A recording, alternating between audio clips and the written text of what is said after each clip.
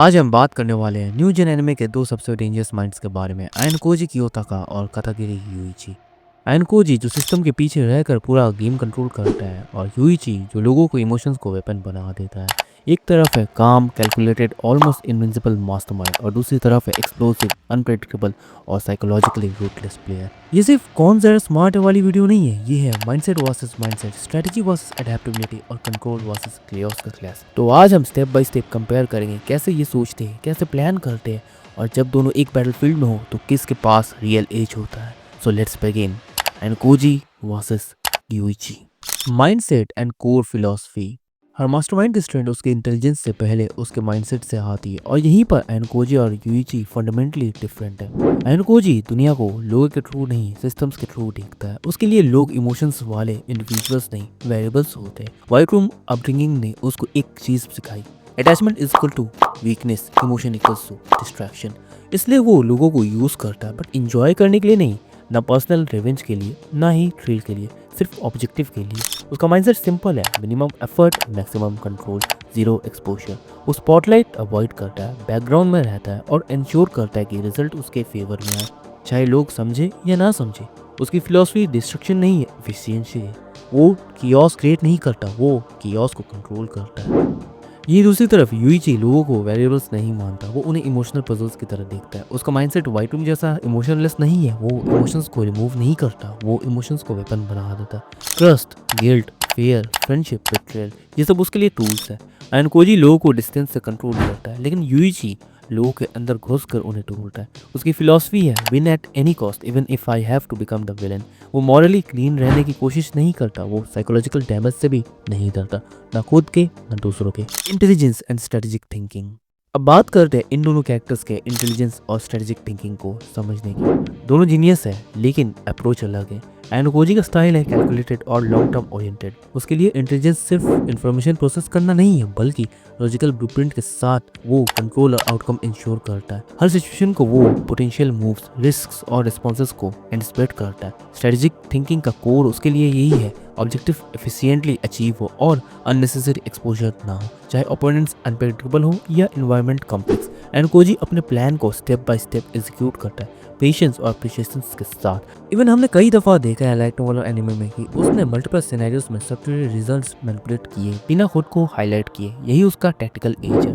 इधर दूसरी तरफ यूइची का इंटेलिजेंस है एडेप्टिव और सिचुएशनल। वो ओपोनेंट्स और एनवायरनमेंट के क्यूज इंस्टेंटली रीड करता है और अपना प्लान डायनामिकली मॉडिफाई करता है। स्ट्रेटेजिक थिंकिंग में वो ओपोनेंट के इमोशंस और बिहेवियर पैटर्न्स को एक्सप्लॉइट करता है। High risk high reward gambles उसके टैक्टिक्स का हिस्सा है, जहां वो अनप्रेडिक्टेबिलिटी और साइकोलॉजिकल प्रेशर क्रिएट करता है। यूइची की स्ट्रेंथ है फ्लेक्सिबिलिटी और क्विक इम्प्रोवाइजेशन, जहां हर न्यू सिनेरियो में एडवांटेज जनरेट करना उसकी प्रायोरिटी है। हमने उसे ऐसा करते हुए देखा है कि उसने मल्टीपल गेम्स में ओपोनेंट्स के ट्रस्ट और डाउट को अपने फेवर में कैसे टर्न किया है। इन शॉर्ट अगर बात करें तो आयनकोजी मतलब calculated, long term, blueprint, control oriented, और यूइची मतलब adaptive, real time improvisation, human centric. यहाँ से ये क्लियर होता है कि दोनों का इंटेलिजेंस और स्ट्रेटेजिक थिंकिंग अलग कॉन्टेक्स्ट में एज देता है, एक सिस्टमैटिक डोमिनेंस और दूसरा situational destruction. Manipulation style. Mindset और इंटेलिजेंस के बाद अब बारी है रियल वर्ल्ड मैनिपुलेशन टैक्टिक्स की। यहाँ हम देखेंगे कि दोनों अपनी इंटेलिजेंस को कैसे ओपोनेंट पर अप्लाई करते हैं और किस तरह से सिचुएशन को कंट्रोल करते हैं। आयनकोजी का मैनिपुलेशन हमेशा प्लान और कैलकुलेटेड होता है। वो डायरेक्टली लोगों को इमोशनली टच नहीं करता, उसका फोकस होता है एक्शंस और डिसीजंस को सब्टिली इन्फ्लुएंस करना। कैनिकली एग्जाम्पल्स अगर देखा जाए तो क्लासरूम ऑफ एलाइट के एग्जाम्स और कॉम्पिटिशन्स में उसने ओपोनेंट्स को अपने प्लान्स के हिसाब से रिएक्ट करने पर मजबूर कर दिया था, बिना उन्हें रियलाइज कराए कि वो मैनिपुलेट हो रहे हैं। उसका स्टाइल हमेशा इनविंसिबल, लो रिस्क और हाई एफिशिएंसी का कॉम्बिनेशन है। एक इंसिडेंट में आयनकोजी ने रेन और उसके क्लासमेट्स के कॉम्प्लेक्स इंटरेक्शंस को केयरफुली मैनिपुलेट करके आउटकम अपने फेवर में शिफ्ट किया, बिना स्पॉटलाइट में आए।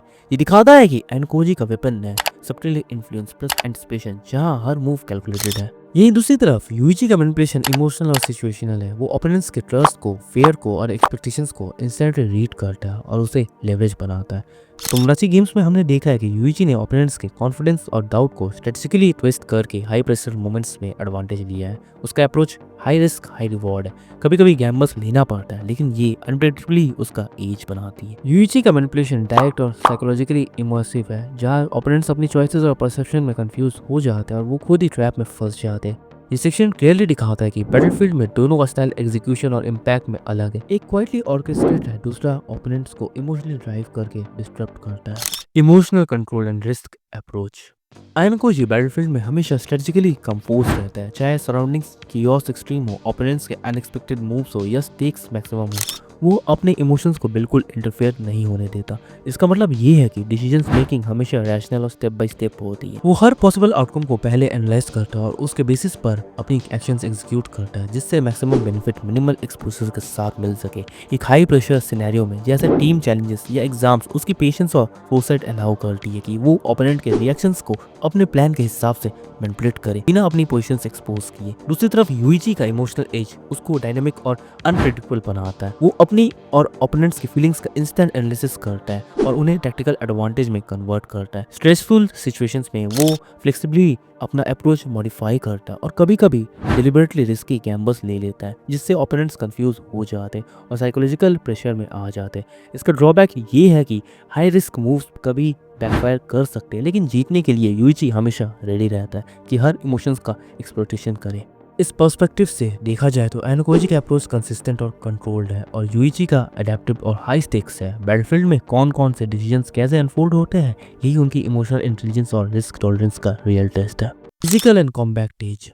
बारी है बैटलफील्ड में फिजिकल कैपेबिलिटी और कॉम्बैट स्किल्स को समझने की। इंटेलिजेंस और स्ट्रेटजी जितनी भी स्ट्रांग हो, डायरेक्ट कॉन्फ्रंटेशन में फिजिकल एज भी इक्वली मैटर करता है। आयनकोजी का कॉम्बैट स्टाइल प्रिसिशन और एफिशिएंसी का परफेक्ट मिक्स है।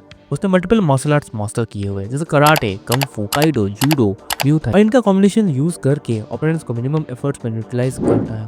फॉर एग्जाम्पल, उसने सीजन 2 में रियुएन और उसकी गैंग का क्या हाल किया था वो तुम्हें याद ही होगा, और 9 साल की उम्र में उसने जापानीज गैंगस्टर्स को लगभग मौत के घाट उतार दिया था। ये सब उसने बिना अपनी ज्यादा एनर्जी वेस्ट किए किया था। उसका फिजिकल फिटनेस एक्सेप्शनल है, मस्कुलर बिल्ड, ग्रिप स्ट्रेंथ और सुपर स्पीड एंड एजिलिटी। उसका अडेप्टेबिलिटी भी अनमैचेबल है। ओपोनेंट्स का स्टाइल एक ग्लांस में एनालाइज करके काउंटर या कॉपी कर सकता है और शॉर्ट इंटेंस फाइट्स में वेपन प्रोफिशिएंसी भी देखा चुका है।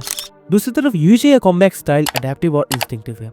उसने कंसिस्टेंटली अपने ओपोनेंट्स को क्विक इम्प्रोवाइजेशन और हाई स्पीड मैन्यूवर्स के थ्रू हैंडल किया है। उसकी एंड्योरेंस और पेन टॉलरेंस एक्सट्रीम है। Nail torn, stabbed in hand, punches लेने के बावजूद प्लान्स एग्जीक्यूट करना कंटिन्यू किया। स्ट्रेंथ और स्टैमिना भी इंप्रेसिव है। लॉन्ग ड्यूरेशन, कॉम्बैक्ट और फास्ट पेस्ड मूवमेंट्स में फैटिग नहीं दिखाता। यूईची का एज है सिचुएशनल अवेयरनेस और इमोशनल एक्सप्लॉइटेशन। कॉम्बैक्ट में ओपोनेंट के हेजिटेशन या फियर इंस्टेंटली लेवरेज करता है। कंक्लूजन। अब तक हमने अलग अलग एस्पेक्ट्स देखे, अब उन्हें एक रियलिस्टिक बैटलफील्ड सिनेरियो में कंबाइन करते हैं। अगर यूईची आयनोकोजी को फेस करेगा तो वो सीधा उसके इमोशंस पे अटैक करेगा। गिल्ट, अटैचमेंट, ट्रस्ट, बिट्रेल, क्योंकि उसका स्ट्रॉन्गेस्ट वेपन वही है। लेकिन यहीं उसे पहला रूट ब्लॉक मिलेगा।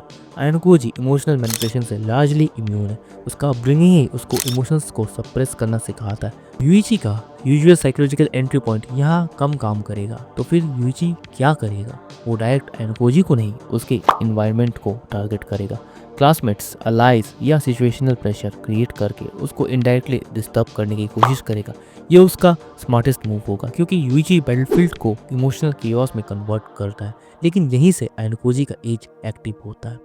वो लोगों से इमोशनली अटैच नहीं होता, इसलिए थर्ड पार्टी टारगेटिंग से उसका डिसीजन मेकिंग अनस्टेबल नहीं होता, बल्कि वो इसे कियोस को डेटा की तरह यूज करके यूईची के पैटर्न, रिस्क टाइमिंग और साइकोलॉजिकल रिदम रीड करेगा। यूईची अनप्रेडिक्टेबिलिटी क्रिएट करेगा, आयनोकोजी प्रेडिक्टेबिलिटी फाइंड करेगा। बैटल क्लोज होगी क्योंकि यूईची अडेप्टिव है, पेन टॉलरेट करता है और लास्ट मोमेंट गैम्बल्स से सिचुएशन फ्लिप कर सकता है। लेकिन जितनी लंबी गेम चलेगी उतना एडवांटेज उस इंसान को मिलेगा जो लेस इमोशनल नॉइज और मोर स्ट्रेटेजिक कंट्रोल मेंटेन करे, और वही डिफरेंस फाइनल एज देता है। यूईची बैटलफील्ड को शेक कर सकता है, लेकिन आयनकोजी बैटलफील्ड को ओन कर लेता है। इसलिए लॉजिकल सिनेरियो बेस्ड कंपैरिजन में विनर नैरो मार्जिन से आयनकोजी कियोता का होगा।